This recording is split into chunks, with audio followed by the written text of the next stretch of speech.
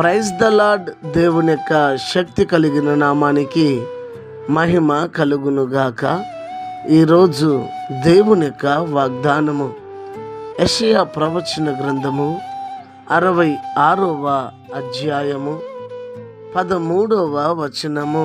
ఒకని తల్లి వానిని ఆదరించినట్లు నేను మిమ్మును ఆదరించెదను, యెరూషలేములోనే మీరు ఆదరింపబడుదురు అని ఇక్కడ రాయబడి ఉన్నది. నిజమే కదా?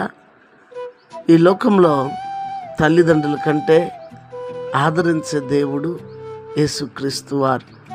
అందుకే ఒకని తల్లి అతనిని ఆదరించినట్లుగా నేను మిమ్ములను ఆ ప్రకారంగా ఆదరిస్తానని దేవుడు చెప్పుతూ ఉన్నాడు. ఆయన చెప్పడం మాత్రమే కాదు, కానీ యెరూషలేములోనే మీరు ఆదరించబడుదురు, యెరూషలేములోనే అని మరలా చెప్పుతూ ఉన్నాడు. నిజమే కదా ప్రియులారా? మన తల్లి మనల్ని అర్థం చేసుకుంటాదో లేదో తెలియదు, కానీ తండ్రి అర్థం చేసుకుంటాడో లేదో కానీ కట్టుకున్నవారు, తోబుట్టు అయిన వారు మనల్ని అర్థం చేసుకుంటారో లేదో తెలియదు, కానీ నిజముగా మరి మనల్ని అర్థం చేసుకున్న దేవుడు అంటాడు, ఒకని తల్లి అతనిని ఆదరించినట్లుగా నేను మిమ్మల్ని ఆదరిస్తానని. మరి ఇంత చక్కటి వాగ్దానం ఇచ్చిన దేవుణ్ణి మరి మనమందరూ కూడా మన జీవిత కాలం అంతా కూడా ఆయనకి రుణపడి ఉన్నా ఆయన రుణాన్ని మనం తీర్చలేం. నిజమే. చూడండి, ఒక తల్లి 6 నెలల్లో సంవత్సరము పాలిచ్చి తదుపరి భోజనం పెట్టి పెంచుతారు. అయితే మన దేవాతి దేవుడు మన పిండముగా రూపొందించబడక ముందు నుంచి మనల్ని ఎరిగి ఉన్నాడు.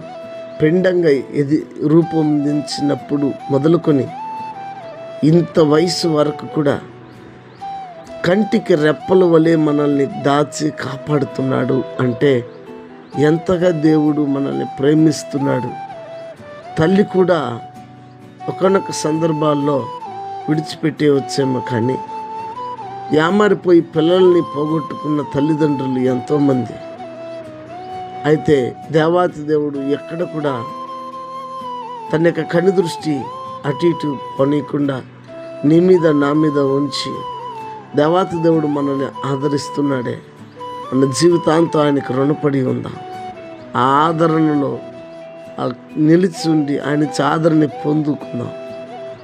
ఇది గమనించి దేవుని సముఖంలో నీవు నన్ను ఆదరించండి, ఓదార్చండి అని చెప్పి దేవుని సముఖంలో ప్రార్థన చేద్దామా?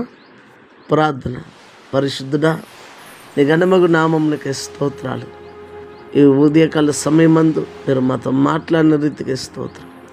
మీరు బలపరచారు, అందరికీ స్తోత్రం. ఒకరి తల్లి ఆదరించినట్లు మీరు మమ్మల్ని ఆదరించండి. మా బలహీనతల్లో, మా యొక్క బాధల్లో, మా యొక్క వ్యాధిలో, మా కష్టాల్లో, మా ఉపద్రవములో, కన్నిటిలో మమ్మల్ని ఆదరించి నడిపించండి, కృప చూపించండి. అనారోగ్యం చేత ఉన్నవారికి దేవా ఆరోగ్యమును, ఆర్థిక ఇబ్బందులో ఉన్నవారికి విడుదలను, రక్షణ లేని వారికి రక్షణను ప్రతి వారికి అనుగ్రహించి ఈ ప్రార్థనలో ఏకీభవించిన వారికి, వాగ్దానం విన్న వారందరికీ ఆదరించి ఓదార్చి నడిపించమని క్రీస్తు పేరిట ఈ ప్రార్థన సమర్పించి అడిగి వేడుకొని ఉన్నాము తండ్రి. ఆమేన్. God bless you. దేవుడు మిమ్మల్ని దీవించి ఆశీర్వదించునుగాక. ఆమేన్.